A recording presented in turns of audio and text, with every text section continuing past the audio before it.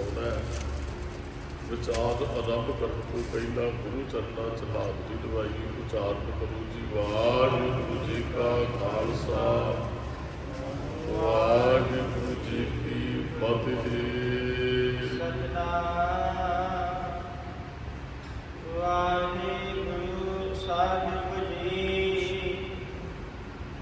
ਸ੍ਰੀ ਰਾਗ ਮਹੱਲਾ ਪਹਿਲਾ।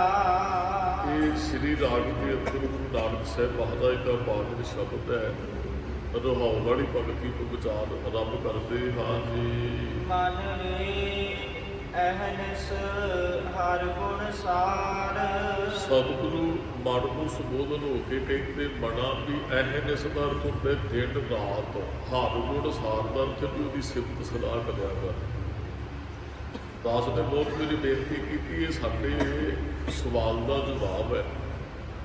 ਕਿੰਨਾ ਕੁ ਚਿਰ ਬਾਣੀ ਪੜ੍ਹਨੀ ਚਾਹੀਦੀ ਹੈ, ਕਿੰਨਾ ਕੁ ਚਿਰ ਜਪਣਾ ਚਾਹੀਦਾ ਹੈ।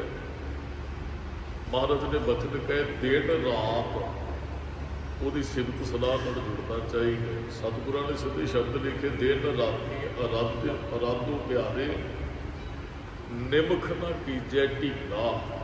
ਕਹਿੰਦੇ ਆਲਸ ਨਹੀਂ ਕਰਨਾ। ਦਿਨ ਸਰੈਣ ਅਰਾਧ ਸੁਭਾਲੇ ਸਾਹ ਸਾਹ। ਜਿੱਥੇ ਮਹਾਰਾਜ ਨੇ ਦਿਨ ਰਾਤ ਬਚਨ ਕਹੇ ਨੇ ਉੱਥੇ ਹਰੇਕ ਸਾਹ ਨਾਲ ਵੀ ਉਹਨੂੰ ਸਾਂਭਣ ਦੀ ਗੱਲ ਕੀਤੀ। ਉੱਠ ਇਸ਼ਨਾਨ ਕਰੋ ਪ੍ਰਭਾਤੇ ਸੋਏ ਹਰ ਅਰਾਧੇ ਬਿਖੜੇ ਥਾਉ ਲਗਾਵੇ। ਮੇਰਾ ਸਤਿਗੁਰ ਸੁਖ ਸਹਿਜ ਸੇਤੀ ਘਰ ਜਾਤੀ। ਸਦਾ ਹੀ ਅਸੀਂ ਉਹਨੂੰ ਜਪਣਾ ਹੈ। ਉਹਦੇ ਗੁਣ ਅਸੀਂ ਬਹਿੰਦਿਆਂ ਉੱਠਦਿਆਂ ਸੁੱਤਿਆਂ ਵਿਚਰਦਿਆਂ ਧੱਕਾ ਕਰਦਿਆਂ ਵੀ ਯਾਦ ਰੱਖਦੇ ਆ। ਅਸੀਂ ਉਹਦੀ ਯਾਦ 'ਚ ਹੀ ਹੋਣਾ ਹੈ। ਮਰਜ਼ ਕਹਿੰਦੇ ਆ ਵੀ ਚਲੋ ਸਤਿਗੁਰਾਂ ਨੇ ਸਾਨੂੰ ਨਿਤਨੇਮ ਦੀਆਂ ਬਾਣੀਆਂ ਬਖਸ਼ਿਸ਼ ਕੀਤੀਆਂ ਵੀ ਸਵੇਰੇ ਬਾਣੀ ਜ਼ਰੂਰੀ ਹੈ, ਸ਼ਾਮ ਨੂੰ ਰਹਿਰਾਸ ਸਾਹਿਬ ਜੀ ਦਾ ਪਾਠ ਸੌਣ ਲੱਗਿਆ, ਕੀਰਤਨ ਸਵੇਲਾ ਉਹ ਬਾਣੀ ਦਾ ਟਾਈਮ ਹੈ। ਅੰਮ੍ਰਿਤ ਵੇਲੇ ਉੱਠ ਕੇ ਅਸੀਂ 5 ਬਾਣੀਆਂ ਦਾ ਨਿਤਨੇਮ ਕਰਨਾ ਹੈ। ਹਾਂ, ਫਿਰ ਰਹਿਤ ਮਰਿਆਦਾ 'ਚ ਲਿਖਿਆ ਵੀ ਸਹਿਜ ਪਾਠ ਆਰੰਭ ਹੋਣਾ ਚਾਹੀਦਾ ਇਸੇ ਤਰ੍ਹਾਂ। ਉਹ ਲਿਖਣ ਦਾ ਮਤਲਬ ਇਹ ਹੈ ਵੀ ਨਿਤਨੇਮ ਕਰਕੇ ਅਸੀਂ ਅਵੇਸਰੇ ਨਹੀਂ ਹੋ ਜਾਣਾ। ਅਸੀਂ ਬਾਣੀ ਦੇ ਨਾਲ ਨਾਮ ਦੇ ਨਾਲ ਜੁੜੇ ਰਹਿਣਾ ਸਦਾ ਵਾਸਤੇ। ਨਿਤ ਜਪੀਐ ਸਾਸ ਗਰਾਸ ਨਾਉ ਪਰਵਤਗਾਰ ਦਾ। ਵੀ ਸਾਸ ਗਰਾਸ ਹੀ ਅਸੀਂ ਉਹਨੂੰ ਜਪਣਾ ਹੈ। ਮਹਾਰਾਜ ਕਹਿੰਦੇ ਨੇ ਚੜੇ ਦਿਵਸ ਗੁਰਬਾਣੀ ਗਾਵੇ ਬਹਿੰਦਿਆਂ ਉੱਠਦਿਆਂ ਹਰ ਨਾਮ ਧਿਆਵੇ। ਬਹਿੰਦਿਆਂ ਉੱਠਦਿਆਂ ਦਿਨ ਚੜ੍ਹਦਿਆਂ ਹਰੇਕ ਸਮੇਂ ਅਸੀਂ ਉਹਨੂੰ ਚੇਤੇ ਰੱਖਣਾ ਹੈ। ਮਹਾਰਾਜ ਕਹਿੰਦੇ ਮਨ ਰੇ ਅਹਨਿਸ ਹਰ ਗੁਣ ਸਾਧ ਬਣਾ। ਦਿਨ ਰਾਤ ਪ੍ਰਮਾਤਮਾ ਦੇ ਗੁਣ ਗਾਇਆ ਕਾਤ। ਜਿਨ ਖਿਲ ਪਲ ਨਾਮ ਨਾ ਵਿਸਰੈ। ਔਰ ਮਹਾਰਾਜ ਨਾਲ ਦੀ ਨਾਲ ਕਹਿੰਦੇ ਜਿਨ੍ਹਾਂ ਨੂੰ ਖਿੰਡ ਪਲ ਦੀ ਨਾਮ ਨਹੀਂ ਵਿਸਰਦੇ, ਜਿਨ੍ਹਾਂ ਦੀ ਇਹ ਅਵਸਥਾ ਬਣ ਗਈ ਵੀ ਆਖਾਂ ਜੀਵਾ ਵਿਸਰੈ ਮਰ ਜਾਓ। ਜਿਹੜੇ ਕਹਿੰਦੇ ਵੀ ਆਗਤੀ ਜਿਉਣੇ ਹੈ, ਜੇ ਸਾਨੂੰ ਭੁੱਲ ਜਾਂਦੇ ਤੇ ਅਸੀਂ ਆਪ ਕਮਾਉਂਦੇ ਮਰ ਜਾਂਦੇ ਹੈ। ਜਿਹੜੇ ਹਰੇਕ ਸਮੇਂ ਦਿਨ ਰਾਤ ਸਾਹ ਸਾਹ ਨਾਲ ਜਪਦੇ ਨੇ, ਜਿਨ ਖੇਤ ਪਲ ਨਾਮ ਨਾ ਵਿਸਰੈ। ਖੇਡ ਮਾਤਰ ਵੀ ਉਹ ਨਾਮ ਨੂੰ ਵਿਸਾਰਦੇ ਨਹੀਂ, ਭੁੱਲਦੇ ਨਹੀਂ। ਸੇ ਜਨ ਵਿਰਲੇ ਸੰਸਾਰ। ਤੇ ਜਨ ਵਿਰਲੇ ਸੰਸਾਰ। ਇਹੋ ਜਿਹੇ ਜੀਵ ਸੰਸਾਰ 'ਚ ਵਿਰਲੇ ਨੇ। ਹਾਂ, ਨਿਤਨੇਮੀ ਸਾਨੂੰ ਮਿਲ ਜਾਣਗੇ। ਗੁਰਦੁਆਰੇ ਰੋਜ਼ਾਨਾ ਹਾਜ਼ਰੀ ਭਰਨ ਵਾਲੇ ਸਰੀਰ ਸਾਨੂੰ ਮਿਲ ਜਾਣਗੇ। ਪਰ ਮਹਾਰਾਜ ਕਹਿੰਦੇ ਜਿਹੜੇ ਸਦਾ ਹੀ ਉਹਨੂੰ ਜਪਦੇ ਹੀ ਰਹਿੰਦੇ ਇਹ ਜਨ ਵਿਰਲੇ ਸੰਸਾਰ। ਜਿਨ੍ਹਾਂ ਸਾਸ ਗਰਾਸ ਨਾ ਵਿਸਰੈ ਹਰ ਨਾਮਾ ਮਨ ਮੰਤ। ਇਹੋ ਜਿਹੇ ਜਨ ਵਿਰਲੇ ਹੈ। ਕੋਟੜ ਮੈਂ ਨਾਨਕ ਕੂ ਨਾਰਾਇਣ ਜਿਹੇ ਚੀਤ। ਜਿਨ੍ਹਾਂ ਦਾ ਚਿੱਤ ਸਦਾ ਨਾਰਾਇਣ ਨਾਲ ਜੁੜਿਆ ਰਹਿੰਦਾ, ਕਰੋੜਾਂ ਚੋਂ ਕੋਈ ਹੈ। ਜਿਨ੍ਹਾਂ ਨੂੰ ਵਿਸਰਦਾ ਨਹੀਂ ਹੈ, ਜਿਹੜੇ ਜਪਦੇ ਨਹੀਂ ਉਹ ਬਹੁਤ ਹੈ। ਉਹਦੇ ਆਪਾਂ ਜਦੋਂ ਮਰਜ਼ੀ ਲੱਭ ਲਈਏ। ਜਿਹੜੇ ਸਦਾ ਵਾਸਤੇ ਜੁੜ ਗਏ ਉਹ ਲੱਭਣੇ ਬੜੇ ਔਖੇ ਹੈ। ਜੇ ਨਾ ਹੱਥ ਪਾਇਓ ਤੇ ਨਾ ਉਹ ਛੁਪੇ ਹੋਏ ਨੇ, ਉਹ ਸਾਡੇ ਸਾਹਮਣੇ ਨਹੀਂ ਆਉਣਗੇ। ਜਿਹੜੇ ਸਦਾ ਹੀ ਉਹਨੂੰ ਜਪਦੇ ਹੈ ਤੇ ਜਨ ਵਿਰਲੇ ਸੰਸਾਰ, ਜਾਂ ਉਹ ਰੋਜ਼ ਇਹ ਬਚਨ ਪੜ੍ਹਦੇ ਵਿਰਲੇ ਕਿ ਕੋਈ ਵਿਰਲੇ ਨੇ ਜਿਹੜੇ ਸਦਾ ਵਾਸਤੇ ਜੁੜ ਗਏ, ਜਿਹੜੇ ਸਮਰਪਿਤ ਹੋ ਗਏ ਵਾਹਿਗੁਰੂ ਨੂੰ, ਜਿਨ੍ਹਾਂ ਦੇ ਰੋਮ ਰੋਮ ਚ ਵਾਹਿਗੁਰੂ ਵਸ ਗਿਆ। ਜਗ ਮੈਂ ਉੱਤਮ ਕਾਢੀਏ ਵਿਰਲੇ ਕਿ ਉਹ ਉੱਤਮ ਵਿਰਲੇ ਨੇ, ਕੋਈ ਹੈ। ਜੇ ਤੁਸੀਂ ਲੱਭਣ ਲੱਗ ਜਾਓ, ਹਾਂ ਤੁਹਾਨੂੰ ਮੇਰੇ ਵਰਗੇ ਕਥਾਵਾਚਕ ਬਹੁਤ ਮਿਲ ਜਾਣਗੇ, ਤੁਹਾਨੂੰ ਕੀਰਤਨੀਏ ਸਿੱਖ ਬਹੁਤ ਮਿਲ ਜਾਣਗੇ, ਤੁਹਾਨੂੰ ਅੰਮ੍ਰਿਤਧਾਰੀ ਸਿੱਖ ਬਹੁਤ ਮਿਲ ਜਾਣਗੇ, ਹਰੇਕ ਧਰਮ 'ਚ ਤੁਹਾਨੂੰ ਵੇਖਣ ਨੂੰ ਜੁੜੇ ਹੋਏ ਲੱਗਦੇ ਬਹੁਤ ਮਿਲ ਜਾਣਗੇ। ਪਰ ਅੰਦਰੋਂ ਕੋਈ ਸਦਾ ਵਾਸਤੇ ਜੁੜ ਗਿਆ, ਜੀ ਸਮਰਪਿਤ ਹੀ ਹੋ ਗਿਆ, ਇਹ ਤੁਹਾਨੂੰ ਬਹੁਤ ਘੱਟ ਮਿਲਣਗੇ। ਜਿਨ ਖਿਨ ਪੜ ਨਾਮ ਨਾ ਵਿਸਰੈ ਤੇ ਜਨ ਵਿਰਲੇ ਸੰਸਾਰ, ਉਹ ਸੰਸਾਰ ਦੇ ਅੰਦਰ ਵਿਰਲੇ ਜਿਹੜੇ ਸਨ, ਉਹਨਾਂ ਦੀਆਂ ਕਹਾਣੀਆਂ ਅਸੀਂ ਰੋਜ਼ ਪਾ ਕੇ ਜਾਂਦੇ ਹਾਂ। ਅਸੀਂ ਉਹਨਾਂ ਨੂੰ ਯਾਦ ਕਰਦੇ ਨੇ ਜਿਹੜੇ ਜਪਦੇ ਹਨ, ਜਿਹੜੇ ਟੁੱਟੇ ਉਹਨਾਂ ਨੂੰ ਯਾਦ ਵੀ ਕੀ ਕਰਨਾ ਹੈ। ਉਹਦੇ ਸੇ ਕਾਹੇ ਜਾ ਗਏ ਰਾਮ ਰਾਜੇ, ਉਹਨਾਂ ਨੂੰ ਯਾਦ ਵੀ ਕਿਉਂ ਕਰਨਾ ਹੈ।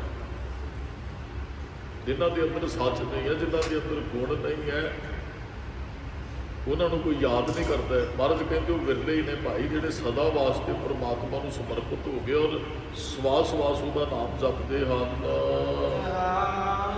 ਵਿਸ਼ਰਾਮ ਦਿੰਦੇ ਹਨ ਸਤਿਗੁਰੂ ਜੀ। ਇੱਕ ਤਿਲ ਪਿਆਰਾ ਵਿਸਰੈ, ਕਹਿੰਦੇ ਇੱਕ ਤੇਲ ਮਾਤਰ ਵੀ ਜੇ ਪਿਆਰਾ ਵਿਸਰ ਜਾਂਦਾ ਹੈ, ਰੋਗ ਵੱਡਾ ਮਨ ਮਾਹੀ, ਉਹਨਾਂ ਦੇ ਅੰਦਰ ਵਿਛੋੜੇ ਦਾ ਵੱਡਾ ਰੋਗ ਫਿਰ ਪੈਦਾ ਹੋ ਜਾਂਦਾ ਹੈ। ਕਿ ਕਿਹਨਾਂ ਦੇ ਅੰਦਰ ਜਿਨ ਖਿਨ ਪਲ ਨਾਮ ਨਾ ਵਿਸਰੈ, ਸਾਨੂੰ ਤਾਂ ਕੋਈ ਨਹੀਂ ਰੋਗ ਲੱਗਿਆ, ਅਸੀਂ ਤਾਂ ਜਪਦੇ ਹੀ ਨਹੀਂ ਹੈ। ਤੇ ਜਿਹੜੇ ਜਪਦੇ ਨੇ ਉਹ ਇੱਕ ਤੇਲ ਪਿਆਰਾ ਵਿਸਰੈ, ਤੇਲ ਮਾਤਰ ਵੀ ਪਿਆਰਾ ਜੇ ਕਿਤੇ ਵਿਸਰ ਜਾਂਦੇ, ਰੋਗ ਵੱਡਾ ਮਨ ਮਾਹੀ, ਵੱਡਾ ਰੋਗ ਮਨ 'ਚ ਪ੍ਰਗਟ ਹੋ ਜਾਂਦਾ ਹੈ। ਜਿਹੜੇ ਜਪਣ ਲੱਗ ਗਏ ਉਹ ਛੱਡ ਨਹੀਂ ਸਕਦੇ, ਤੇ ਗੁਰਮੁਖੋ ਬਹੁਤ ਇੱਥੇ ਜਪਦੇ ਹੀ ਨਹੀਂ ਹੈ। ਉਹ ਮਹਾਰਾਜ ਨੇ ਬਹੁਤ ਵਾਰੀ ਗੱਲ ਕੀਤੀ, ਅਮਲੀ ਨਸ਼ਾ ਕਰਦਾ ਹੈ ਨਾ, ਉਹ ਕਰਨ ਲੱਗ ਤੇ ਛੱਡ ਨਹੀਂ ਸਕਦਾ, ਬੜਾ ਔਖਾ ਹੈ ਉਹਦੇ ਵਾਸਤੇ। ਜਿਹੜੇ ਨਾਮ ਨਾਲ ਜੁੜ ਜਾਂਦੇ ਨੇ ਉਹ ਕਦੇ ਟੁੱਟਦੇ ਨਹੀਂ ਹੈ। ਫਿਰ ਮਹਾਰਾਜ ਕਹਿੰਦੇ ਉਹਨਾਂ ਦੇ ਅੰਦਰ ਵਿਛੋੜੇ ਦਾ ਰੋਗ ਫਿਰ ਵੱਡਾ ਪੈਦਾ ਹੋ ਜਾਂਦਾ ਹੈ, ਉਹ ਦੁਖੀ ਹੋ ਜਾਂਦੇ ਜੇ ਰੱਬ ਚੇਤੇ ਨੇ ਉਹਦਾ। ਜੇ ਪਿਆਰ ਇੱਕ ਦਿਨ ਤੁਸੀਂ ਨਿਤਨੇਮ ਨਾ ਕਰਿਓ, ਰੋਜ਼ਾਨਾ ਕਰਦੇ ਹੋ, ਤੁਹਾਨੂੰ ਐ ਲੱਗੇਗਾ ਮੇਰਾ ਸਰੀਰ ਅੱਜ ਰੋਗੀ ਹੋ ਗਿਆ। ਇਹ ਪਿਆਰ ਹੈ ਸਾਡੇ ਅੰਦਰ। ਜੇ ਨਹੀਂ ਜਪੋਗੇ, ਨਹੀਂ ਗੁਰਦੁਆਰੇ ਆਓਗੇ, ਜੇ ਇਹੋ ਜਿਹੀ ਹਾਲਤ ਹੁੰਦੀ ਹੈ ਤਾਂ ਮਤਲਬ ਪਿਆਰ ਹੈ ਅੰਦਰ। ਤੇ ਬਹੁਤਿਆਂ ਨੂੰ ਤੇ ਫਰਕ ਹੀ ਕੋਈ ਨਹੀਂ। ਕਹਿੰਦਾ ਪਿਆਰ ਕਰਨ ਵਾਲੇ ਇੱਕ ਦਿਨ ਨਹੀਂ ਜੇ ਰਹਿ ਸਕਦੇ, ਵਪਾਰ ਕਰਨ ਵਾਲੇ ਕਿਤੇ ਕਿਤੇ ਆਉਂਦੇ ਗੁਰੂ ਗ੍ਰੰਥ ਸਾਹਿਬ ਦੇ ਕੋਲ, ਉਹਨਾਂ ਨੂੰ ਕੋਈ ਫਰਕ ਨਹੀਂ ਪੈਂਦਾ। ਉਹ ਆਗੇ ਬਹੁਤਿਆਂ ਦੀ ਗੱਲ ਹੈ ਵੀ ਭਾਈ ਹੁਣ ਕੰਮ ਧੰਦੇ ਬਹੁਤ ਨੇ, ਸੀਜ਼ਨ ਚੱਲ ਰਿਹਾ ਤਾਂ ਗੁਰਦੁਆਰੇ ਹਾਜ਼ਰੀ ਘੱਟ ਹੈ। ਜਿਹੜੇ ਜੁੜ ਕੇ ਗੁਰਮੁਖ ਉਹਨਾਂ ਨੂੰ ਸੀਜ਼ਨ ਨਾਲ ਕੋਈ ਮਤਲਬ ਨਹੀਂ ਹੈ। ਵਪਾਰੀ ਘੱਟ ਆਉਂਦੇ ਨੇ, ਪਿਆਰ ਵਾਲੇ ਰੋਜ਼ਾਨਾ ਹੀ ਆ ਜਾਂਦੇ ਆ। ਕਈਆਂ ਨੂੰ ਵੀ ਚਲੋ ਅੱਜ ਨਹੀਂ ਫਿਰ, ਅੱਜ ਨਹੀਂ ਫਿਰ, ਅੱਜ ਨਹੀਂ ਫਿਰ। ਮਹਾਰਾਜ ਕਹਿੰਦੇ ਜਿਹੜੇ ਆਉਂਦੇ ਨੇ ਉਹ ਕਹਿੰਦੇ ਇਹ ਨਹੀਂ ਛੱਡਿਆ ਜਾ ਸਕਦਾ, ਹੋਰ ਸਭ ਕੁਝ ਉਹ ਤਿਆਗ ਦਿੰਦੇ ਹੈ। ਤਿਆਗਣ ਦਾ ਅਰਥ ਇਹ ਨਹੀਂ ਹੈ ਵੀ ਆਪਣੇ ਧੰਦੇ ਹੀ ਛੱਡ ਦਿੰਦੇ, ਉਹ ਸਮੇਂ ਨੂੰ ਰਜਿਸਟ ਕਰਦੇ ਆ। ਉਹ ਕਹਿੰਦੇ ਇਹ ਜ਼ਰੂਰੀ ਹੈ, ਉਹ ਕਾਰਜ ਤੇ ਹੋਣਾ ਹੀ ਹੈ, ਤੇ ਜੇ ਇਹ ਕਾਰਜ ਅਸੀਂ ਜ਼ਰੂਰੀ ਬਣਾ ਲਿਆ ਨਾ, ਫਿਰ ਉਹ ਕਾਰਜ ਰੁਕਣਗੇ ਨਹੀਂ, ਉਹ ਕਾਰਜ ਆਟੋਮੈਟਿਕ ਸਿਰੇ ਲੱਗਣਗੇ। ਹਰ ਹਰ ਚਰਨ ਹਿਰਦੇ ਪੁਰ ਧਾਰੇ, ਕਿਤੇ ਚਰਨ ਹਿਰਦੇ 'ਚ ਟਿਕ ਜਾਣ ਵਾਹਿਗੁਰੂ ਦੇ। ਸਿਮਰ ਸੁਆਮੀ ਸਤਿਗੁਰ ਆਪਣਾ ਕਾਰਜ ਸਫਲ ਹਮਾਰੇ, ਉਹ ਕਾਰਜੋਂ ਵੀ ਸਫਲ ਹੁੰਦੇ ਆ ਜਿਹੜੇ ਦੁਨਿਆਵੀ ਕਾਰਜ ਨੇ। ਮਹਾਰਾਜ ਕਹਿੰਦੇ ਭਾਈ ਜਿਹਨਾਂ ਨੂੰ ਇੱਕ ਤਿਲ ਮਾਤਰ ਵੀ ਰੱਬ ਵਿਸਰ ਜਾਂਦਾ, ਉਹ ਆਪਣੇ ਆਪ ਨੂੰ ਦੁਖੀ ਮਹਿਸੂਸ ਕਰਦੇ ਹਨ। ਕਹਿੰਦੇ ਉਹਨਾਂ ਨੂੰ ਦੱਸੋ ਫਿਰ ਕਿਵੇਂ ਦਰਗਾਹ 'ਚ ਇੱਜ਼ਤ ਮਿਲੇਗੀ ਜਿਹੜੇ ਜਪਦੇ ਹੀ ਨਹੀਂ, ਜਿਨ੍ਹਾਂ ਦੇ ਅੰਦਰ ਗੁਣ ਹੀ ਚੰਗੇ ਨਹੀਂ। ਜਿਨ੍ਹਾਂ ਦੇ ਮਨ 'ਚ ਹਰ ਨਹੀਂ ਵਸਿਆ, ਉਹ ਕਿਵੇਂ ਦਰਗਾਹ 'ਚ ਪਦ ਪਾਉਣਗੇ ਜੀ? ਉਹਨਾਂ ਨੂੰ ਕਿਵੇਂ ਸਤਿਕਾਰ ਮਿਲੇਗਾ? ਸਤਿਕਾਰ ਤੇ ਜਿੱਤਿਆਂ ਬੰਦਿਆਂ ਨੂੰ ਮਿਲਦਾ ਹੈ, ਹਾਰਿਆਂ ਨੂੰ ਕਦੇ ਨਹੀਂ ਜੇ ਮਿਲਦਾ। ਹਾਰ ਜਿੱਤਿਆਂ ਦੇ ਗਲ 'ਚ ਪਾਏ ਜਾਂਦੇ ਆ, ਤੇ ਜਿਹੜੇ ਜੀਵਨ ਦੀ ਬਾਜੀ ਜਿੱਤ ਕੇ ਜਾਂਦੇ ਹੈ ਪ੍ਰਾਣੀ ਏਕੋ ਨਾਮ ਧਿਆਵੋ ਆਪਣੀ ਪਤ ਸੇਤੀ ਕਰ ਜਾਵੋ। ਉਹਨਾਂ ਨੂੰ ਇੱਜ਼ਤ ਮਿਲਦੀ ਹੈ। ਉਹਨਾਂ ਨੂੰ ਤੇ ਬਹੁਤ ਵਾਰੀ ਪੰਕਤੀਆਂ ਆਪਾਂ ਨੇ ਪੜ੍ਹੀਆਂ ਸੁਣੀਆਂ ਗਾਈਆਂ। ਰੇ ਰੇ ਦਰਗਾ ਕਹੇ ਨਾ ਕੋ ਆਓ ਬੈਠ ਆਦਰ ਸ਼ੁਭ ਦੇਵ। ਉਹਨਾਂ ਨੂੰ ਤੇ ਜੀ ਆਇਆ ਆਖਿਆ ਜਾਂਦਾ ਹੈ। ਉਹਨਾਂ ਨੂੰ ਸਨਮਾਨ ਮਿਲਦਾ ਹੈ ਰੱਬ ਦੇ ਘਰ ਦੇ ਅੰਦਰ। ਗੁਰ ਮਿਲਿਆ ਸੁਖ ਪਾਈਐ। ਬਾਅਦ ਜੀਵਨ ਚ ਕਿਤੇ ਗੁਰੂ ਮਿਲਦੇ ਤੇ ਸੁੱਖ ਪ੍ਰਾਪਤ ਹੋ ਜਾਂਦੇ ਆ। ਕਿਉਂਕਿ ਸਰਬ ਸੁੱਖਾਂ ਕਾ ਦਾਤਾ ਸਤਿਗੁਰ ਤਾਂ ਕੀ ਸ਼ਰਨੇ ਪਾਈਏ। ਗੁਰੂ ਕੋਲੋਂ ਸੁੱਖ ਮਿਲਦੇ। ਜੇ ਕਿਤੇ ਗੁਰੂ ਜੀਵਨ ਚ ਆ ਜੇ ਆਤਮਾ ਆਨੰਦ ਵਿੱਚ ਚਲੀ ਜਾਂਦੀ ਹੈ।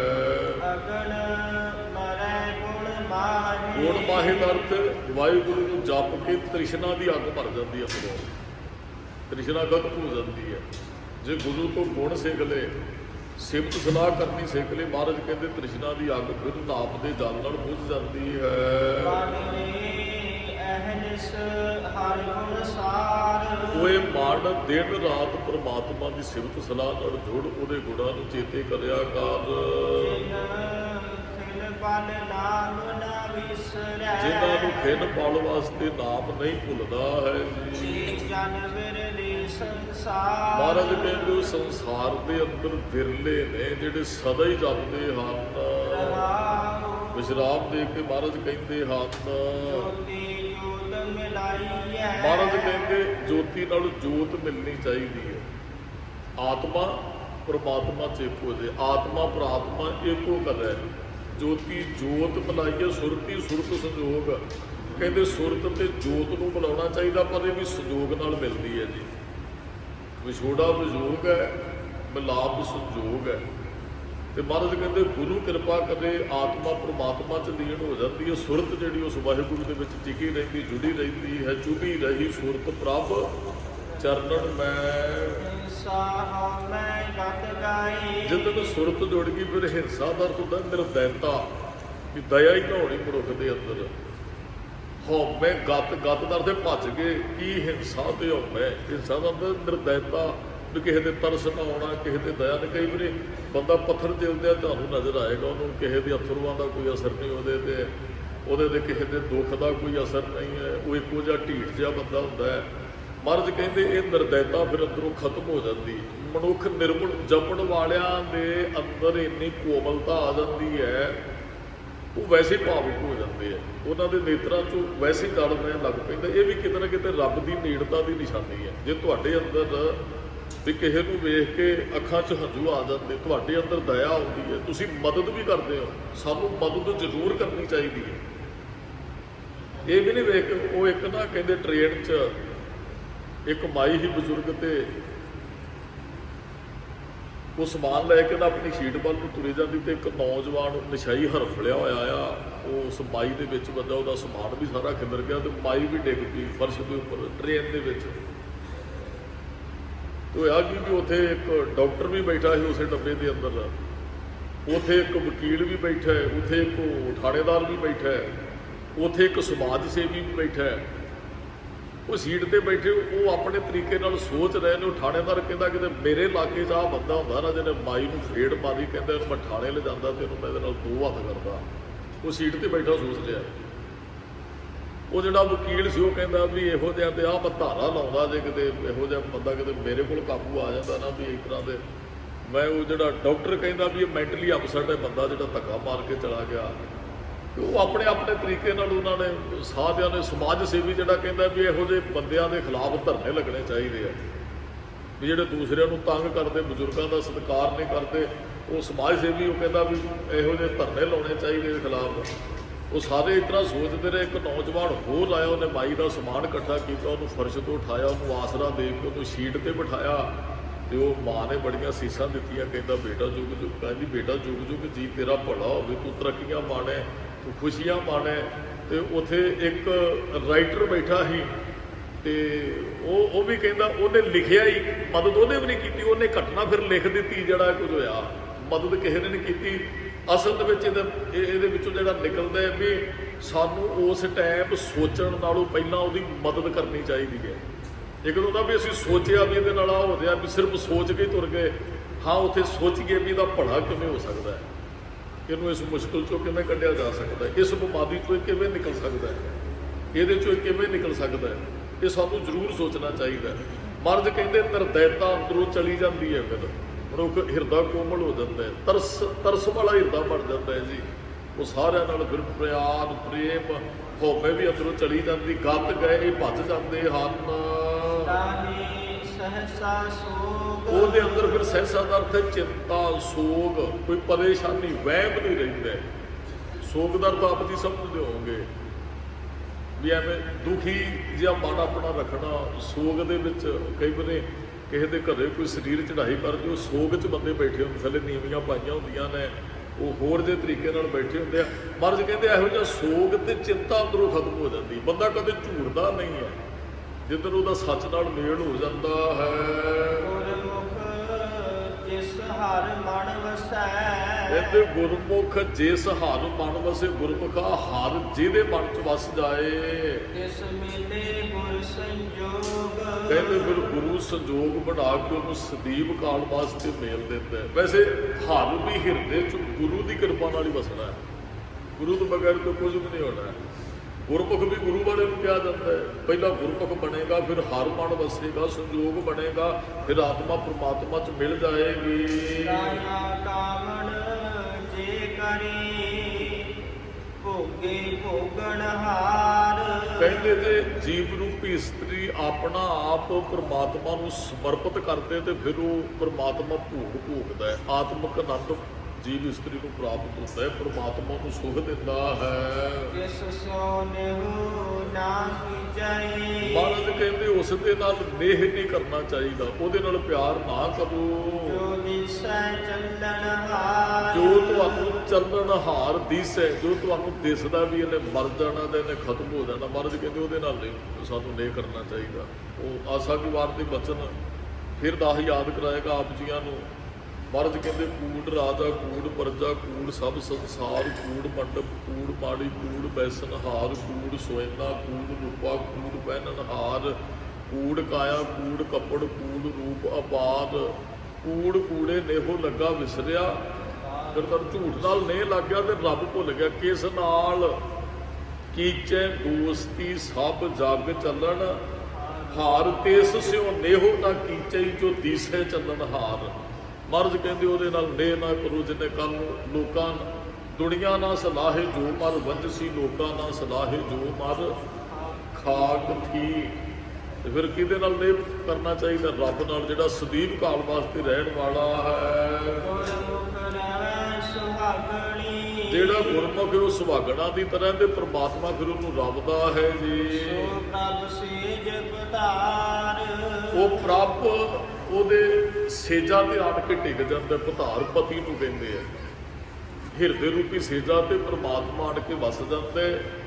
ਫਿਰ ਉਹ ਪ੍ਰਮਾਤਮਾ ਰੰਗ ਰਲੀਆਂ ਮਾਣਦਾ, ਆਤਮਾ ਸੁਖ ਮਾਣਦੀ ਪ੍ਰਮਾਤਮਾ ਨਾਲ ਮੇਲ ਕਰਕੇ। ਉਹ ਫਿਰ ਜੀਵ ਆਨੰਦ ਦੇ ਵਿੱਚ ਪ੍ਰਵੇਸ਼ ਕਰ ਜਾਂਦਾ ਹੈ।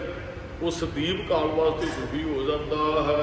ਚਾਰੇ ਅਗਨ ਨਿਵਾਰ ਮਰ ਮਹਾਰਾਜ ਕਹਿੰਦੇ ਫਿਰ ਚਾਰੇ ਅਗਨ, ਚਾਰ ਅੱਗਾਂ ਨਿਵਾਰ ਦੂਰ ਹੋ ਜਾਂਦੀਆਂ। ਮਨ ਗੁਰਮੁਖ ਹੱਥ ਜਲ ਪਾਏ, ਜਦੋਂ ਨਾਮ ਰੂਪੀ ਜਲ ਪੈਂਦਾ ਹੈ ਨਾ ਫਿਰ ਅੱਗ ਬੁਝਦੀ ਹੈ। ਦੁਨਿਆਵੀ ਅੱਗ ਹੈ, ਉਹਦੇ ਤੇ ਪਾਣੀ ਪਾਵਾਂਗੇ ਤੇ ਉਹ ਬੁਝ ਜਾਂਦੀ ਹੈ। ਤ੍ਰਿਸ਼ਨਾ ਦੀ ਅੱਗ ਨਾਮ ਜਲ ਨਾਲ ਬੁਝਦੀ ਹੈ। ਦੁਨਿਆਵੀ ਤੌਰ ਤੇ ਲੱਕੜਾਂ ਪਾਇਆ, ਈਂਧਣ ਪਾਇਆ, ਅੱਗ ਨਹੀਂ ਬੁਝਦੀ ਹੈ। ਕਹਿੰਦੇ ਕੋਈ ਪਿੰਡ ਨੂੰ ਅੱਗ ਲੱਗ ਗਈ ਤੇ ਉੱਥੇ ਲੱਕੜਾਂ ਦਾ ਵਪਾਰੀ ਲੰਘ ਰਿਹਾ ਸੀ, ਕਾਫੀ ਗੱਡਿਆਂ ਤੋਂ ਉਹਨੇ ਲੱਕੜਾਂ ਲੱਦੀਆਂ ਹੋਈਆਂ ਨੇ ਤੇ ਕਾਫੀ ਬੰਦੇ ਵੀ ਉਹਦੇ ਨਾਲ ਸਨ। ਗੱਡੇ ਇੱਕ ਦੇ ਹਨ, ਇੱਕ ਗੱਡੇ ਤੇ 2 ਬੰਦੇ। ਜੇ ਮੰਨ ਲਓ ਉਹਦੇ ਨਾਲ 50 ਗੱਡੇ ਜਾਂਦੇ ਹਨ ਤੇ ਉਹਦੇ 100 ਬੰਦਾ ਹੋਏਗਾ। ਤੇ ਉਹ ਪਿੰਡ ਵਾਲੇ ਰੌਲਾ ਪਾਉਣ ਲੱਗ ਪਏ, ਵਪਾਰੀ ਨੂੰ ਕਹਿੰਦੇ ਜੀ ਸਾਡੀ ਮਦਦ ਕਰੋ, ਸਾਡੇ ਪਿੰਡ ਨੂੰ ਅੱਗ ਲੱਗ ਗਈ, ਤੁਹਾਡੇ ਕੋਲ ਬੰਦੇ ਹੈ। ਤੇ ਉਹ ਅਗਿਆਨੀ ਹੀ ਬੰਦਾ ਜਿਹੜਾ ਵਪਾਰੀ, ਉਹ ਕਹਿੰਦਾ ਵੀ ਤੁਹਾਡੀ ਮਦਦ ਫਿਰ ਮੈਂ ਹੀ ਕਰ ਸਕਦਾ, ਵੀ ਤੁਸੀਂ ਬਾਲਣ ਚੁੱਕ ਕੇ ਅੱਗ ਤੇ ਸੁੱਟੋ। ਹੈਗੀ ਹੀ ਅਗਿਆਨਤਾ।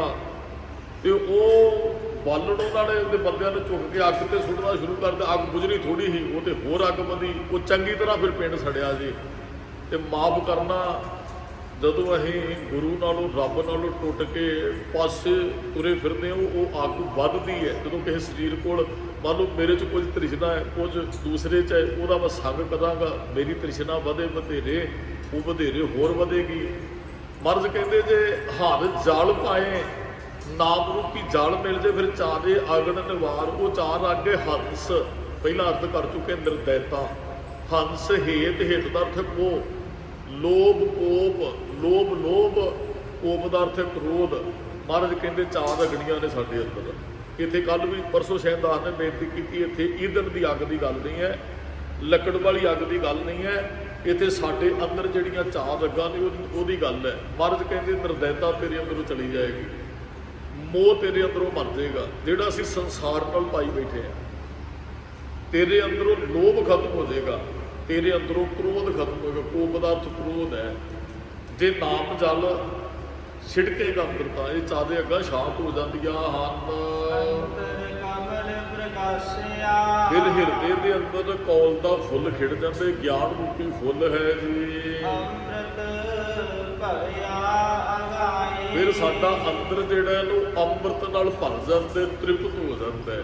ਪਹਿਲਾਂ ਕੀ ਸਨ ਉਹ ਚਾਰ ਅਗਨੀਆਂ, ਹੁਣ ਕੀ ਹੈ ਨਾਮ ਅੰਮ੍ਰਿਤ, ਜਲ ਅੰਮ੍ਰਿਤ, ਤੇ ਉਹਦੇ ਨਾਲ ਫਿਰ ਮਨੁੱਖ ਦਾ ਹਿਰਦਾ ਤ੍ਰਿਪਤ ਹੋ ਜਾਂਦਾ ਹੈ।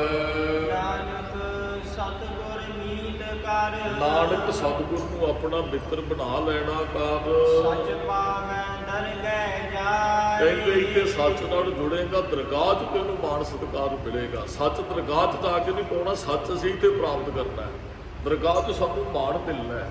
ਬੰਦਾ ਇੱਥੇ ਜਿੱਤ ਕੇ ਜਾਂਦਾ ਹੈ ਤੇ ਜਿੱਥੇ ਜਿੱਤਿਆ ਹੁੰਦਾ ਉੱਥੇ ਉਹਨੂੰ ਨਾਮ ਨਹੀਂ ਮਿਲਦਾ, ਉਹਨੂੰ ਸਨਮਾਨ ਫਿਰ ਸਦਕੇ ਵਿਸ਼ੇਸ਼ ਤੌਰ ਤੇ ਦਿੱਤਾ ਜਾਂਦਾ। ਉਹ ਉੱਥੇ ਜਗ੍ਹਾ ਕੋਈ ਹੋਰ ਹੁੰਦੀ ਹੈ, ਖੇਡਿਓ ਗਰਾਊਂਡ ਦੇ ਅੰਦਰ, ਪਰ ਉਹਨੂੰ ਮਾਣ ਸਰਕਾਰ ਨੇ ਬੜੇ ਉੱਚੇ ਸਥਾਨ ਤੇ ਜਾ ਕੇ ਦਿੱਤਾ ਹੈ। ਇਸੇ ਤਰ੍ਹਾਂ ਦੇ ਅਸੀਂ ਇੱਥੇ ਗਰਾਊਂਡ ਲੈਵਲ ਤੇ ਚੰਗਾ ਜੀਵਨ ਜਿਉਵਾਂਗੇ ਤੇ ਰੱਬ ਦੇ ਘਰ ਫਿਰ ਮਾਣ ਸਤਿਕਾਰ ਮਿਲਦਾ ਹੈ, ਉਹਨੂੰ ਜੀ ਆਇਆਂ ਆਖਿਆ ਜਾਂਦਾ ਹੈ, ਉਹਨੂੰ ਰੱਬ ਦੇ ਵਿੱਚ ਘਰੋਂ ਸਨਮਾਨ ਮਿਲ ਕੇ ਫਿਰ ਚੰਗੀ ਪਦਵੀ ਤੇ ਨਵਾਜਿਆ ਜਾਂਦਾ ਹੈ। ਸ੍ਰੀ ਰਾਗ ਮਹੱਲਾ ਪਹਿਲਾ। ਗੁਰੂ ਨਾਨਕ ਸਾਹਿਬ ਮਹਾਰਾਜ ਬਖਸ਼ਿਸ਼ ਕਰਦੇ ਹਨ।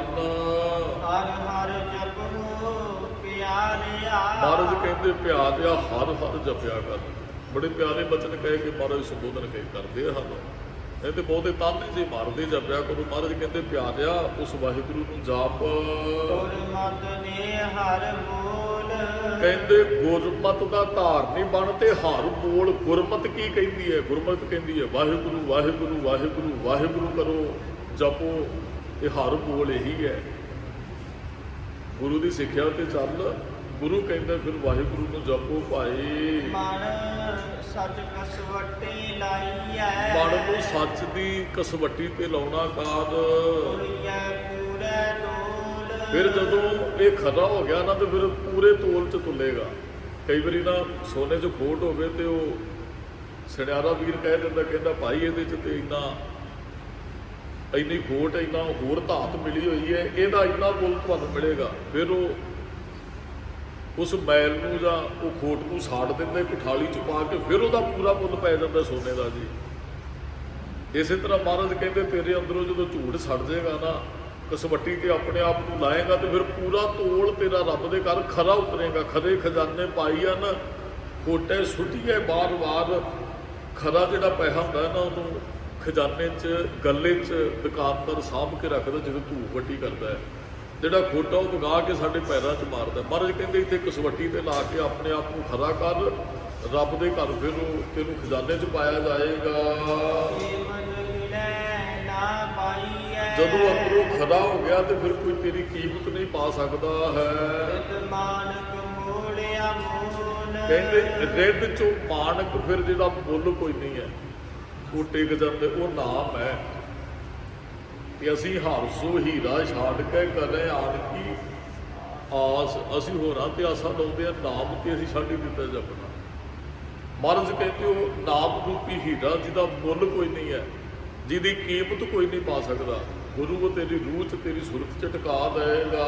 ਭਾਈ ਰੇ ਹਰ ਹੀਰਾ ਗੁਰਮਾਨੀ। ਮਹਾਰਾਜ ਕਹਿੰਦੇ ਭਾਈ ਉਹ ਹਰ ਹੀਰਾ ਜਿਹੜਾ ਹੈ ਨਾ ਉਹ ਗੁਰਮਾਇ ਗੁਰੂ ਕੋਲੋਂ ਮਿਲਦਾ ਹੈ। ਨਾਮ ਕਿੱਥੋਂ ਮਿਲਦਾ ਹੈ? ਗੁਰੂ ਕੋਲੋਂ। ਉਹ ਨਾਮ ਰੂਪੀ ਹੀਰਾ ਤੇ ਰਤਨਾ ਰਤਨ ਪਦਾਰਥ ਬਹੁਤ ਸਾਗੁਰ ਭਰਿਆ। ਰਾਮ ਬਾਣੀ ਗੁਰਬਾਣੀ ਲਾਗੇ ਤੇਰਨ ਹੱਥ ਚੜਿਆ ਰਾਮ। ਇਹ ਹੀਰਾ ਉਹਨਾਂ ਦੇ ਹੱਥ ਲੱਗਣਾ ਜਿਹੜੇ ਬਾਣੀ ਨਾਲ ਜੁੜ ਜਾਂਦੇ ਆ।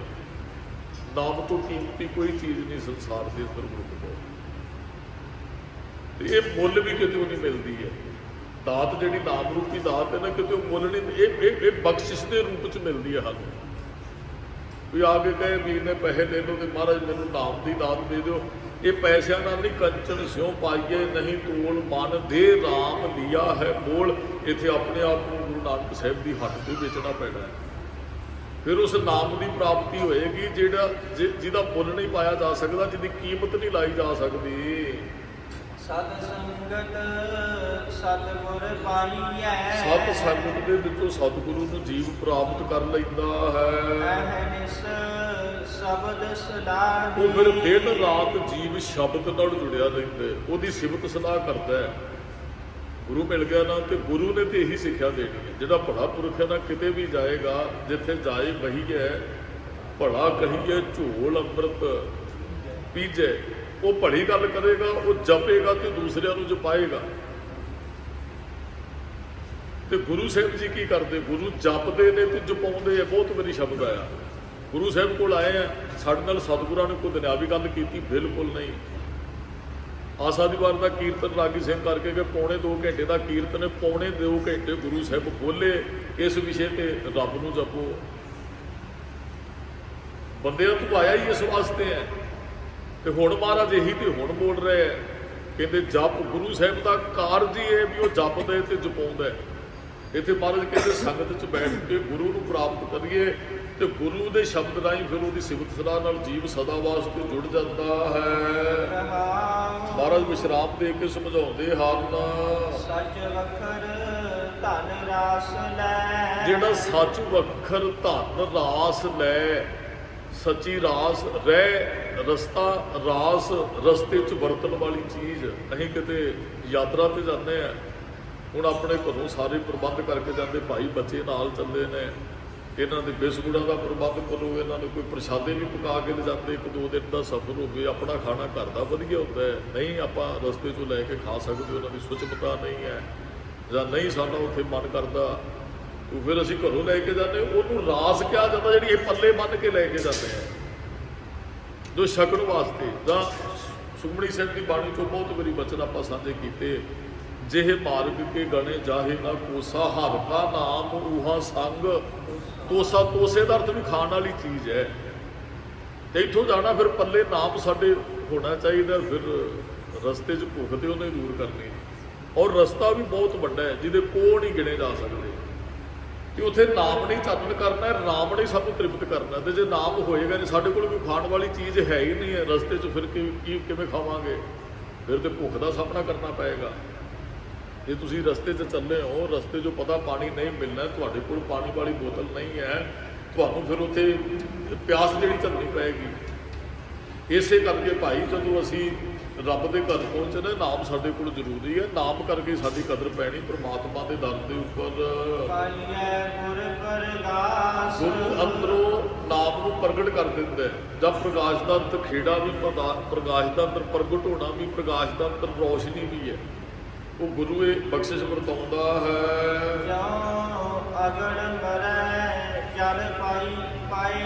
ਜਦੋਂ ਤ੍ਰਿਸ਼ਨਾ ਦੀ ਅੱਗ ਮਰ ਜਾਂਦੀ ਹੈ ਤੇ ਫਿਰ ਨਾਮ ਰੂਪੀ ਜਲ ਮਿਲਦਾ ਹੈ। ਕਹਿੰਦੇ ਤ੍ਰਿਸ਼ਨਾ ਨੂੰ ਦੂਰ ਕਰਨ ਲਈ ਦਾਸਾਂ ਦਾ ਦਾਸ ਬਣਨਾ ਪੈਣਾ ਹੈ, ਇੱਥੇ ਆਣ ਕੇ ਬੈਠਣਾ ਪੈਣਾ ਹੈ, ਨਹੀਂ ਤੇ ਤ੍ਰਿਸ਼ਨਾ ਨਹੀਂ ਬੁਝਦੀ ਹੈ। ਇਹ ਨਾਮ ਜਲ ਨਾਲ ਹੀ ਬੁਝਣੀ ਹੈ, ਬਾਹਰਲੇ ਜਲ ਨਾਲ ਨਹੀਂ ਬੁਝਣੀ ਹੈ। ਇਹ ਬੰਦਾ, ਇਹਦੇ ਅੰਦਰ ਤ੍ਰਿਸ਼ਾਲੂ ਬੜਾ ਹੈ ਜੀ, ਇਹਦੇ ਅੰਦਰ ਉਦਾਸ ਬੇਨਤੀ ਕਰਦਾ ਹੁੰਦਾ ਵੀ ਕਿਸੇ ਬੰਦੇ ਨੇ ਕਿਸੇ ਦੇਵਤੇ ਨੂੰ ਪ੍ਰਸੰਨ ਕਰ ਲਿਆ ਤੇ ਉਹ ਪ੍ਰਗਟ ਹੋ ਗਿਆ, ਕਹਿੰਦਾ ਵੀ ਦੱਸ ਕੀ ਚਾਹੀਦਾ ਹੈ। ਤੇ ਉਹਦੇ ਅੰਦਰ ਸੀ ਬੜੀ ਤ੍ਰਿਸ਼ਨਾ, ਲੋਭ ਲਾਲਚ, ਉਹਨੇ 4 ਮੋਮਬੱਤੀਆਂ ਦਿੱਤੀਆਂ। ਕਹਿਣ ਲੱਗਾ ਵੀ ਸੱਜਣਾ ਤੂੰ ਮੈਨੂੰ ਜਪਿਆ ਤੇ ਐਂ ਕਰ ਵੀ ਆਹ ਮੋਮਬੱਤੀ ਜਗਾ ਕੇ ਰਾਤ ਨੂੰ ਜਿੱਥੇ ਬੁਝੇਗੀ ਉੱਥੋਂ ਧਰਤੀ ਪੁੱਟੀ ਤੈਨੂੰ ਕੁਝ ਮਿਲੇਗਾ। ਇਹ ਦੂਸਰੀ ਮੋਮਬੱਤੀ, ਜੇ ਨਾ ਤੇਰੀ ਤ੍ਰਿਪਤੀ ਉਹਦੇ ਨਾਲ ਹੋਈ ਫਿਰ ਦੂਸਰੀ ਮੋਮਬੱਤੀ ਜਗਾਈ, ਜੇ ਫਿਰ ਵੀ ਤ੍ਰਿਪਤੀ ਨਾ ਹੋਈ ਫਿਰ ਤੀਸਰੀ ਤੇ ਚੌਥੀ ਤੇ ਜਗਾਈ ਨਾ। ਬਿਲਕੁਲ ਉਹ ਦੇਵਤਾ ਜਿਹੜਾ ਪ੍ਰਗਟ ਹੋ ਗਿਆ, ਉਹਨੇ ਇਹ 4 ਮੋਮਬੱਤੀਆਂ ਦੇ ਕੇ ਤੈਨੂੰ ਮੋਮਬੱਤੀਆਂ ਦਿੱਤੀਆਂ ਵੀ ਤੂੰ ਭਗਤ ਹੈ, ਤੈਨੂੰ ਦੇ ਦਿੱਤੀਆਂ, ਧੰਨਵਾਦ, ਤੇ ਤੂੰ ਮੈਨੂੰ ਯਾਦ ਕਰਦਾ ਰਿਹਾ, ਅਸੀਂ ਤੇਰੀ ਤ੍ਰਿਪਤੀ ਹੋਏਗੀ। ਹੁਣ ਉਹ ਬੰਦੇ ਵਾਸਤੇ ਰਾਤ ਆਉਣੀ ਬੜੀ ਔਖੀ ਹੋ ਗਈ, ਜਿਹਦੇ ਅੰਦਰ ਤ੍ਰਿਸ਼ਨਾ ਹੋਵੇ। ਉਹ ਜਦੋਂ ਰਾਤ ਪਈ, ਉਹਨੇ ਮੋਮਬੱਤੀ ਜਗਾਈ, ਜਿੱਥੇ ਬੁਝੀ ਉਹਨੇ ਧਰਤੀ ਪੁੱਟੀ, ਉਹਨੂੰ ਉੱਥੇ ਚਾਂਦੀ ਦੇ ਸਿੱਕੇ ਪ੍ਰਾਪਤ ਹੋਏ। ਬੜਾ ਖੁਸ਼ ਹੋਇਆ। ਜਿਹੜਾ ਬੰਦਾ ਕੰਗਾਲ ਹੋਵੇ ਉਹਨੂੰ ਚਾਂਦੀ ਦੇ ਸਿੱਕੇ ਝੋਲਾ ਭਰ ਕੇ ਮਿਲ ਜਾਣ ਉਹ ਤੇ ਬੜਾ ਪ੍ਰਸੰਨ ਆ। ਪਰ ਹੁਣ ਉਹ ਘਰੇ ਲੈ ਆ ਜੀ, ਉਹ ਝੋਲੀਆਂ ਭਰ ਕੇ ਚਾਂਦੀ ਦੇ ਸਿੱਕੇ ਕਮਰੇ 'ਚ ਆਣ ਕੇ ਥੱਲੇ ਰੋੜ ਦਿੰਦਾ ਵੀ ਬਾਅਦ 'ਚ ਗਿਣਾਂਗੇ। ਉਹ ਕਹਿੰਦਾ ਵੀ ਦੂਸਰੀ ਮੋਮਬੱਤੀ ਜਗਾ ਕੇ ਦੇਖਣੀ ਚਾਹੀਦੀ ਵੀ ਅਗਰ ਉਹਦੇ ਚਾਂਦੀ ਦੇ ਸਿੱਕੇ ਮਿਲੇ ਚਲੋ ਦੂਸਰੇ ਪਾਸਿਓਂ ਵੇਖੀਏ। ਉਹਨੇ ਉਸੇ ਰਾਤ ਹੀ ਦੂਸਰੀ ਮੋਮਬੱਤੀ ਜਗਾਈ। ਉਹਨੂੰ ਫਿਰ ਅੱਗੋਂ ਸੋਨਾ ਪ੍ਰਾਪਤ ਹੋਇਆ ਜੀ, ਜਿੱਥੇ ਉਹਨੇ ਧਰਤੀ ਨੂੰ ਪੁੱਟਿਆ ਕਾਫੀ ਸੋਨੇ ਦੇ ਉਹ ਬਿਸਕੁਟ ਵਗੈਰਾ ਜਾਂ ਇਹ ਪ੍ਰਾਪਤ ਹੋਏ ਤੇ ਉਹ ਬੜਾ ਪ੍ਰਸੰਨ। ਉਹਨੇ ਉਹਦੀਆਂ ਵੀ ਝੋਲੀਆਂ ਭਰੀਆਂ, ਉਹ ਕਮਰੇ 'ਚ ਲਿਆ ਕੇ ਉਹਨੇ ਸੁੱਟ ਦਿੱਤੇ। ਹੁਣ ਉਹਨੇ ਚਿਰ ਨੂੰ ਦਿਨ ਚੜ੍ਹ ਗਿਆ, ਹੁਣ 2 ਮੋਮਬੱਤੀਆਂ ਅਜੇ ਬਾਕੀ ਹੈ। ਉਹ ਸਾਰਾ ਦਿਨ ਬੜਾ ਔਖਾ, ਕਹਿੰਦਾ ਹੁਣ ਸਾਰਾ ਕੁਝ ਇਕੱਠਾ ਕਰਕੇ ਗਿਣਾਂਗੇ। 2 ਮੋਮਬੱਤੀਆਂ ਜੀ ਹੋਰ ਹੈ। ਅਗਲੀ ਰਾਤ ਪਈ, 1 ਮੋਮਬੱਤੀ ਫਿਰ ਲੈ ਕੇ ਚੱਲ ਪਿਆ। ਜਿੱਥੇ ਪੁੱਜੀ ਉਹਨੇ ਧਰਤੀ ਪੁੱਟੀ, ਬੜੇ ਹੀਰੇ, ਬੜੇ ਕੀਮਤੀ ਹੀਰੇ ਉਹਨੂੰ ਲਾਲ ਪ੍ਰਾਪਤ ਹੋਏ। ਉਹ ਵੀ ਝੋਲੀ ਭਰ ਕੇ ਲਿਆ ਕੇ ਕਮਰੇ 'ਚ ਪਾ ਦਿੱਤੇ। ਕਹਿੰਦਾ ਜੀ ਹੁਣ ਚੌਥੀ, ਵੈਸੇ ਦੇਣ ਵਾਲੇ ਨੇ ਕਿਹਾ ਸੀ ਚੌਥੀ ਨਹੀਂ ਜਗਾਉਣੀ ਹੈ, ਪਰ ਉਹਦੇ ਅੰਦਰ ਤ੍ਰਿਸ਼ਨਾ ਹੀ ਤ੍ਰਿਸ਼ਨਾ ਵਿਰਲੇ ਹੀ ਕੀ ਬੁੱਝੀ ਹੈ। ਕਿਸੇ ਵਿਰਲੇ ਦੀ ਜਿਹਦੀ ਤ੍ਰਿਸ਼ਨਾ ਬੁੱਝਦੀ ਉਹਦੇ ਕੋਲ ਬਹੁਤਾ ਕੁਝ ਹੁੰਦਾ ਵੀ ਨਹੀਂ ਜੇ, ਜਿਹਦੇ ਕੋਲ ਬਹੁਤਾ ਕੁਝ ਉਹਦੀ ਤ੍ਰਿਸ਼ਨਾ ਖਤਮ ਵੀ ਕਦੇ ਨਹੀਂ ਹੁੰਦੀ ਹੈ। ਤ੍ਰਿਸ਼ਨਾ ਉਹਨਾਂ ਦੀ ਬੁੱਝਦੀ ਜਿਹੜੇ ਫਰੀਦਾ ਰੁੱਖੀ ਸੁੱਖੀ ਖਾਏ ਕਿ ਠੰਡਾ ਪਾਣੀ ਪੀਓ, ਦੇਖ ਪੁਰਾਈ ਚੋਪੜੀ ਨਾ ਤਰਸਾਏ। ਕਰੋੜਪਤੀ ਦੀ ਕਦੇ ਤ੍ਰਿਸ਼ਨਾ ਨਹੀਂ ਜੇ ਬੁੱਧੀ ਗੁਰਮੁਖੋ। ਇਹ ਗੱਲ ਹਮੇਸ਼ਾ ਯਾਦ ਰੱਖੋ, ਜੇ ਤ੍ਰਿਸ਼ਨਾ ਬੁੱਝਦੀ ਹੈ ਤੇ ਸਿਰਫ ਆਪਣਾ ਮਿਹਨਤ ਕਰਕੇ ਪਰਿਵਾਰ ਨੂੰ ਪ੍ਰਸ਼ਾਦਾ ਛਕਾਉਣ ਵਾਲੇ ਦੀ ਬੁੱਝਦੀ ਹੈ। ਮਾਇਆ ਨਾਲ ਕੋਈ ਨਹੀਂ ਰੱਜਦਾ, ਤ੍ਰਿਪਤ ਹੁੰਦਾ।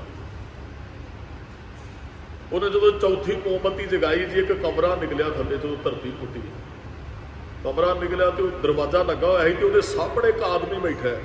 ਉਹਨੇ ਆਪਣੇ ਦੋਵੇਂ ਹੱਥ ਨਾਲ ਉੱਪਰ ਨੂੰ ਛੱਤ ਜੀ ਨੂੰ ਲਾਏ ਹੋਏ ਹੈ ਤੇ ਸਾਹਮਣੇ ਦਰਵਾਜ਼ਾ ਦਿਸ ਰਿਹਾ ਜਿਹਨੂੰ ਲੋਕ ਲੱਗਾ ਹੈ। ਇਹਨੇ ਉਸ ਆਦਮੀ ਨੂੰ ਪੁੱਛਿਆ ਵੀ ਉਹ ਦਰਵਾਜ਼ੇ 'ਚ ਕੀ ਹੈ, ਕਮਰੇ 'ਚ ਰੂਮ 'ਚ ਕੀ ਹੈ। ਕਹਿੰਦਾ ਜੀ ਬਹੁਤ ਕੁਝ। ਉਹ ਜਿਹੜਾ ਬੰਦਾ ਪਹਿਲਾਂ ਹੀ ਬੈਠਾ ਹੈ ਕਹਿੰਦਾ ਉਹਦੇ 'ਚ ਤਾਂ ਬਹੁਤ ਕੁਝ ਪਿਆ। ਤੇ ਕਹਿੰਦਾ ਫਿਰ ਉਹਦੀ ਚਾਬੀ, ਕਹਿੰਦਾ ਚਾਬੀ ਤੈਨੂੰ ਮੈਂ ਦੇਣਾ, ਤੂੰ ਮਾੜਾ ਜਿਹਾ ਛੱਤ ਨੂੰ ਹੱਥ ਲਾ ਕੇ ਬੈਠ। ਉਹਨੇ ਛੱਤ ਨੂੰ ਛਾਲ ਮਾਰ ਕੇ ਬਾਹਰ ਨਿਕਲ ਆਇਆ। ਉਹ ਕਹਿਣ ਲੱਗਾ ਉਸ ਕਮਰੇ 'ਚ ਕੁਝ ਵੀ ਨਹੀਂ ਹੈ, ਬਸ ਤੇਰੇ ਵਾਂਗੂ ਹੀ ਤ੍ਰਿਸ਼ਨਾ ਦੇ ਦੇਣ ਇੱਥੇ ਫਸਿਆ ਹੋਇਆ ਹਾਂ। ਹੁਣ ਤੂੰ ਆ ਗਿਆ, ਤੇਰੇ ਤੋਂ ਵੱਧ ਤ੍ਰਿਸ਼ਨਾਲੂ ਆਏਗਾ ਤੇ ਤੇਰੀ ਜਾਨ ਬਚਣੀ, ਨਹੀਂ ਤੇ ਤੇਰੀ ਜਾਨ ਵੀ ਗਈ। ਜੋ ਕੁਝ ਘਰੇ ਛੱਡ ਕੇ ਉਹਦੇ ਗਿਆ ਹੀ ਗਿਆ। ਸਾਡੀ ਤ੍ਰਿਸ਼ਨਾ ਕਦੇ ਬੁਝਦੀ ਨਹੀਂ ਹੈ। ਤੇ ਮਹਾਰਾਜ ਕਹਿੰਦੇ ਨਾਮ ਜਲ ਦੇ ਨਾਲ ਹੀ ਤ੍ਰਿਸ਼ਨਾ ਬੁਝਣੀ ਹੈ। ਸੰਤੋਖ ਆਏਗਾ ਨਾਮ ਜਪਾਂਗੇ, ਸੰਤੋਖੀ ਬੰਦੇ ਦੀ ਤ੍ਰਿਸ਼ਨਾ ਬੁਝਦੀ ਹੈ। ਤੇ ਸੰਤੋਖ ਤੋਂ ਬਗੈਰ ਰੱਜ ਵੀ ਕਿਸੇ ਨੂੰ ਨਹੀਂ ਆਉਂਦਾ। ਬਿਨਾਂ ਸੰਤੋਖ ਨਹੀਂ ਕੋਈ ਰੱਜ। ਇਹ ਆਮ ਸਾਡੀ ਰੁਟੀਨ ਦੀ ਬਾਣੀ ਪੜ੍ਹਨ ਵਾਲੀ ਹੈ, ਜਿਹਦੇ 'ਚ ਬਚਨ ਆਉਂਦੇ ਆ। ਸੁਖਮਨੀ ਸਾਹਿਬ ਦੀ ਬਾਣੀ ਜਾਂ ਨਿਤਨੇਮ ਦੀ ਬਾਣੀ 'ਚ ਬੜੇ ਵਧੀਆ ਉਪਦੇਸ਼ ਨੇ। ਮਹਾਰਾਜ ਕਹਿੰਦੇ ਭਾਈ ਤ੍ਰਿਸ਼ਨਾਲੂ ਬੰਦਾ ਕਦੇ ਰੱਜਦਾ ਨਹੀਂ, ਉਹ ਦਾਸਾਂ ਦਾ ਦਾਸ ਬਣੇਗਾ ਤੇ ਤ੍ਰਿਸ਼ਨਾ ਬੁਝਣੀ ਹੈ। ਜਦੋਂ ਤ੍ਰਿਸ਼ਨਾ ਬੁਝ ਗਈ, ਉਹ ਦਾਸਾਂ ਦਾ ਦਾਸ ਬਣ ਗਿਆ, ਫਿਰ ਜਮ ਜੰਦਾਰ ਨਾ ਲੱਗੀ, ਉਹ ਜਮਾਂ ਦੇ ਹੱਥ ਨਹੀਂ ਆਏਗਾ। ਇਸ ਤਰੀਕੇ ਨਾਲ ਗੁਰੂ ਦੀ ਸ਼ਰਨ ਪੈ ਕੇ ਵਾਹਿਗੁਰੂ ਨੂੰ ਜਪ ਕੇ ਉਸ ਭਾਵ ਸਾਗਰ ਤੋਂ ਤਰ ਜਾਂਦਾ, ਪਾਰ ਹੋ ਜਾਂਦਾ ਹੈ। ਕਹਿੰਦੇ ਗੁਰਮੁਖ ਨੂੰ ਝੂਠ ਪਸੰਦ ਨਹੀਂ ਜੀ ਹੁੰਦਾ ਤੇ ਬਹੁਤਿਆਂ ਨੂੰ ਸੱਚ ਪਸੰਦ ਨਹੀਂ ਹੁੰਦਾ। ਸੱਚ ਵੈਸੇ ਹੁੰਦਾ ਮਿੱਠਾ ਹੀ ਹੈ, ਸੱਚ ਕੌੜਾ ਨਹੀਂ ਹੁੰਦਾ। ਝੂਠਿਆਂ ਨੂੰ ਸੱਚ ਜ਼ਰੂਰ ਕੌੜਾ ਲੱਗਦਾ, ਸੱਚ ਮਿੱਠਾ ਹੀ ਹੁੰਦਾ ਹੈ। ਤੇ ਮਹਾਰਾਜ ਕਹਿੰਦੇ ਗੁਰਮੁਖ ਨੂੰ ਕੂੜ ਨਹੀਂ ਚੰਗਾ ਲੱਗਦਾ, ਝੂਠ ਉਹਨੂੰ ਚੰਗਾ ਨਹੀਂ ਲੱਗਦਾ ਹੈ। ਸੱਚ ਰਤੇ ਸੱਚ ਪਾਏ, ਉਹ ਸੱਚ ਵਿੱਚ ਰਤੇ ਗਏ ਤੇ ਸੱਚੇ ਦੇ ਨਾਲ ਹੀ ਪ੍ਰੇਮ ਕਰਦੇ ਹਨ। ਸਾਗਤ ਸੱਚ ਨਾ ਭਾਵ, ਭੈੜੇ ਮਨੁੱਖ ਨੂੰ ਸੱਚ ਨਹੀਂ ਪਾਉਂਦਾ ਹੈ ਜੀ। ਕਹਿੰਦੇ ਝੂਠਾ ਬੰਦਾ ਤੇ ਝੂਠ ਹੀ ਪ੍ਰਾਪਤ ਕਰਦਾ ਹੈ। ਉਹ ਕੂੜ ਬੰਦੇ ਨੇ ਤੇ ਕੂੜ ਹੀ ਇਕੱਠਾ ਕਰਨਾ। ਕੂੜ ਕੁੜਿਆਰੀ ਜਾਏ ਰਲੇ, ਸਚਿਆਰ ਸਿੱਖ ਬੈਠੇ ਸਤਿਗੁਰ ਪਾਸ। ਉਹ ਕੂੜਿਆਰ ਝੂਠਾ ਬੰਦਾ ਤੇ ਝੂਠ ਦੇ ਨਾਲ ਜੁੜਿਆ ਰਹਿੰਦਾ ਹੈ। ਸੱਚ ਰਤੇ ਗੁਰ ਮਿਲਿਆ, ਜੇ ਸੱਚ ਵਿੱਚ ਰਤੇ ਗਏ ਫਿਰ ਗੁਰੂ ਬਖਸ਼ਿਸ਼ ਵਰਤਾਉਂਦਾ ਹੈ। ਸੱਚੇ ਸੱਚ ਸਮਾਏ, ਉਹ ਜੀਵ ਸੱਚ ਦੇ ਵਿੱਚ ਸਮਾ ਜਾਂਦਾ ਹੈ। ਮਨ ਮੈਂ ਮਾਨਕ ਲਾਲ ਨਾਮ, ਉਹ ਮਨ ਦੇ ਅੰਦਰ ਜਿਹੜਾ ਨਾਮ ਰੂਪੀ ਮਾਨਕ ਲਾਲ ਟਿਕ ਜਾਂਦਾ ਹੈ। ਰਤਨ ਪਦਾਰਥ ਹੀ, ਉਹ ਰਤਨ ਪਦਾਰਥ ਜਿਹੜਾ ਹੀਰਾ ਉਹ ਨਾਮ ਹੈ ਜੀ। ਸੱਚ ਵਖਰ ਧਨ ਨਾਮ ਹੈ। ਕਹਿੰਦੇ ਸੱਚਾ ਵਖਰ ਜਿਹੜਾ ਉਹ ਨਾਮ ਹੈ, ਪ੍ਰਮਾਤਮਾ ਦਾ ਅਸਲੀ ਧਨ ਹੀ ਹੈ। ਘਟ ਗਹਿਰ ਗੰਭੀਰ, ਉਹ ਹੈ ਸਾਡੇ ਅੰਦਰ ਹੀ ਹੈ। ਗੁਰੂ ਨੇ ਪ੍ਰਗਟ ਕਰਨਾ, ਨਾਮ ਬਾਹਰੋਂ ਨਹੀਂ ਗੁਰੂ ਅੰਦਰ ਪਾਉਂਦਾ ਹੈ, ਨਾਮ ਅੰਦਰੋਂ ਗੁਰੂ ਪ੍ਰਗਟ ਕਰਦਾ ਹੈ। ਸ਼ਬਦ ਰਾਹੀਂ ਅਸੀਂ ਅੰਤਰ ਹੂ ਵੱਡਾ ਅੰਮ੍ਰਿਤ ਭਰਿਆ, ਸ਼ਬਦੇ ਕਾਢ ਪੀਏ ਪਨਹਾਰੀ। ਨਾਨਕ ਗੁਰਮੁਖ ਪਾਈਐ, ਨਾਨਕ ਜਿਹੜੇ ਗੁਰਮੁਖ ਨੇ ਹੀਰੇ ਲਾਲ ਨੂੰ ਨਾਮ ਨੂੰ ਪ੍ਰਾਪਤ ਕਰ ਲੈਂਦੇ ਹਨ। ਦਇਆ ਕਰੇ ਹਰ ਹੀ, ਕਹਿੰਦੇ ਉਹ ਹੀਰਾ ਵਾਹਿਗੁਰੂ ਜਿਹੜਾ ਉਹ ਫਿਰ ਦਇਆ ਕਰਦਾ ਮਨੁੱਖ ਤੇ ਨਾਮ ਉਹਨੂੰ ਹੀ ਪ੍ਰਾਪਤ। ਇਹ ਹੀਰਾ ਨਾਮ ਰੂਪੀ ਉਹਨੂੰ ਪ੍ਰਾਪਤ ਹੁੰਦਾ ਜਿਹਦੇ ਤੇ ਵਾਹਿਗੁਰੂ ਤਰਸ ਕਰਦਾ ਹੈ। ਜਾਂ ਜਿਹਦੇ ਤੇ ਗੁਰੂ ਬਖਸ਼ਿਸ਼ ਵਰਤਾਉਂਦਾ